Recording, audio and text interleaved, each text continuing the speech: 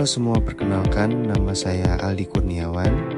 Saya lahir pada tanggal 28 Januari tahun 2007. Sekarang saya tinggal di Desa Rami Mulia dan bersekolah di SMA N8 Mukomuko.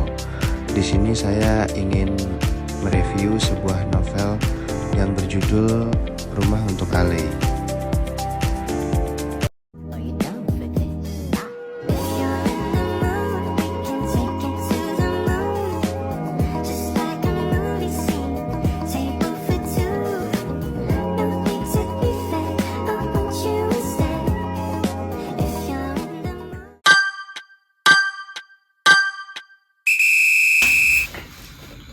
Halo, assalamualaikum semuanya. Perkenalkan, saya Aldi Kurniawan dari kelas 12 IPA 2 ingin mereview novel yang berjudul Rumah untuk Ali.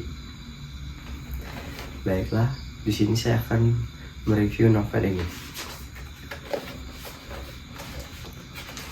Novel ini menceritakan sebuah kehidupan seseorang gadis yang bernama Ali Isla Samantha, gadis berusia 16 tahun yang sedia kalanya pernah memiliki rumah yang nyaman, keluarga yang harmonis, penuh dengan kasih sayang, anak bungsu tercinta.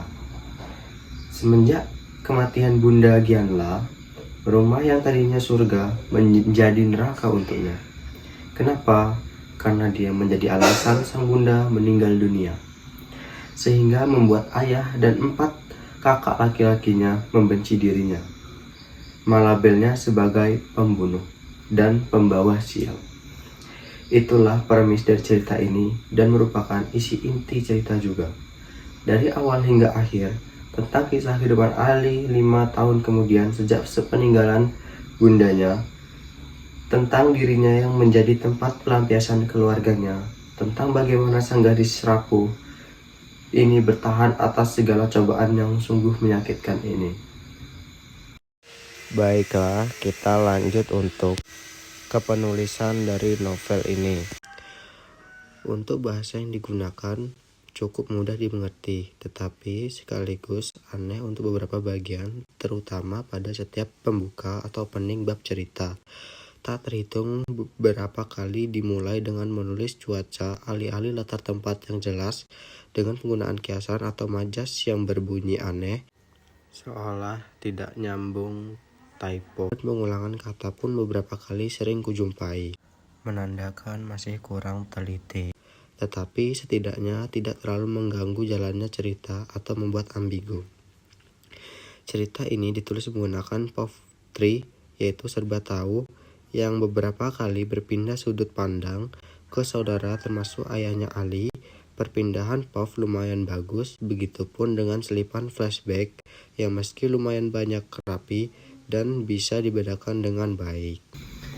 Baiklah, tadi kan sudah saya jelaskan mengenai kepenulisan dari novel ini. Lanjut, kita akan mereview penokohan dari novel ini.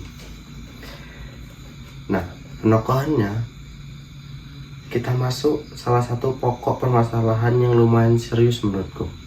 Sekali lagi kuulangi bahwa si Ali, si protagonis, keluarga, selain itu masih ada keluarganya yang beranggotakan 5 anggota lainnya, yaitu sang ayah, Abimayu, lalu 4 kakaknya, yaitu Sadipta, Rendra, Samuel, dan Nata. Yes, keluarga yang ramai, banyak tokoh. Cerita ini aman dari label dunia milik berdua. Yang kubenci dengan begitu banyak tokoh yang terlibat dan muncul, namun sayang banyaknya tokoh di sini memberi dampak banyak tak berguna. Jika dihitung porsi adegan, semua kakak dan ayah mendapatkan jatah scan tayang bersama dengan Ali yang lumayan adil. Hanya saja mereka terkesan sama, kasarnya, tidak ada perkembangan karakter sama sekali, termasuk Ali sang protagonis. Bukan spoiler, setiap tokoh yang muncul, catatan anggota keluarga adalah untuk memarahi dan memukul Ali. Memang ada sedikit perbedaan sikap, tetapi hal tersebut tidak ketara sehingga pukul rata sama. 4 saudara rata membenci Ali dengan cara masing-masing. Tapi, misalkan keempat orang ini digabung, bisa saja membentuk satu orang atau minimal 2 orang deh. Intinya, 4 saudara itu mubazir. Menurutku, pendapatku, autor menciptakan tokoh kakak sebanyak itu hanya untuk supaya Ali terlihat semakin kasihan dan tidak berdaya. Lalu, masih dengan 4 saudaranya, selain sama merata, semuanya juga sama kekanakan. Sedikit mendetail, Ali yang ceroboh hampir ditabrak mobil. Sang bundalah yang mengorbankan diri yang menyelamatkan putrinya atau si Ali ini. Kecuali Ali memang sengaja, maka patutlah ia dikatakan sebagai pembunuh. Tapi tidak, seolah akal sehat sudah tidak ada. Ali yang begitu mereka sayang dalam detik itu juga langsung berubah membencinya setengah mati, yang dimana berlangsunglah pula bertahun-tahun. Tapi sepanjang cerita mereka lebih ke setengah-setengah bak sundre. Ntar benci, ntar peduli, ntar benci lagi. Ayahnya lagi lebih parah, agak membingungkan.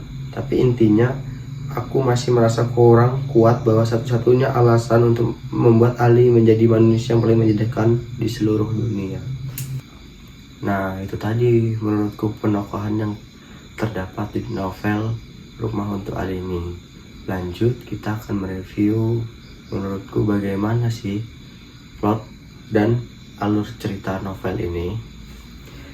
Sekali lagi, sepanjang cerita hanya berkisah akan bagaimana Ali menerima kekerasan fisik dan batin setiap harinya.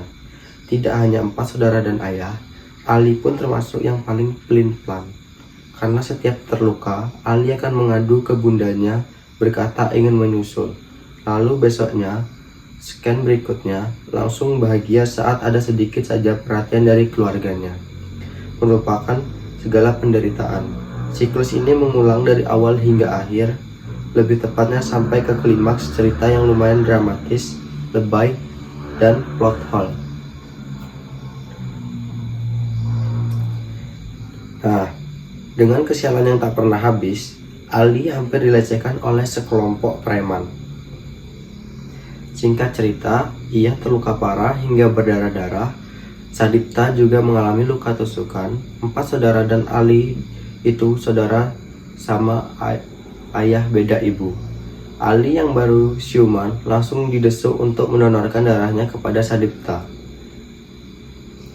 karena hanya dia yang punya golongan darah sama. Hello, seorang pasien terluka parah di bawah umur.